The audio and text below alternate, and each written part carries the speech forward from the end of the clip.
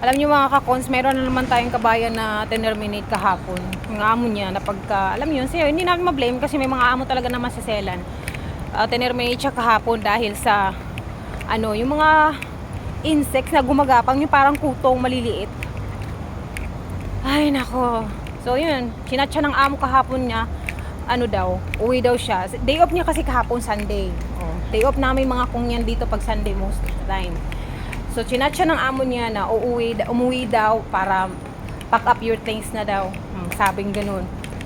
Ayun, terminate kahapon si kabayan ang dahil lang dun sa mga insect na hindi niya makontrol-kontrol.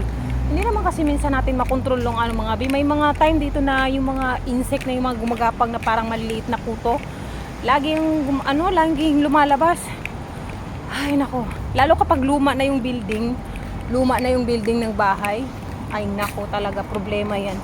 Kaya ako talagang lagi kong tinitingnan kung may mga, mga maliliit-liit na, meron talaga kahit sa bahay namin, meron. Kaya ang ginagawa ko, nilalagyan ko talaga ng Sunrox. May pesticides din, yung mga pang spray, pero hindi, lagi ko pa rin chinecheck.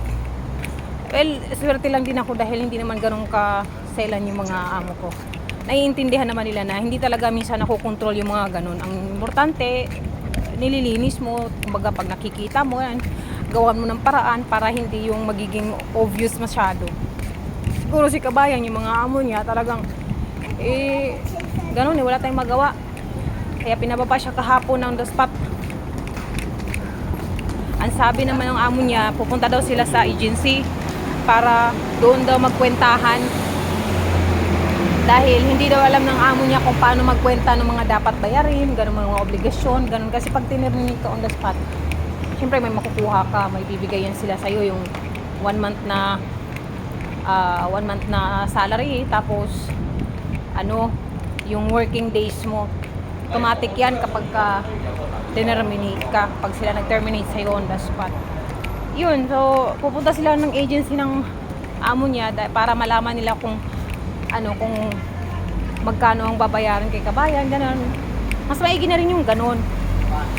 Yun nga lang, hindi siya binook ng hotel na matutuluyan niya. Pinababa siya kahapon. So, syempre, saan siya ngayon? Saan siya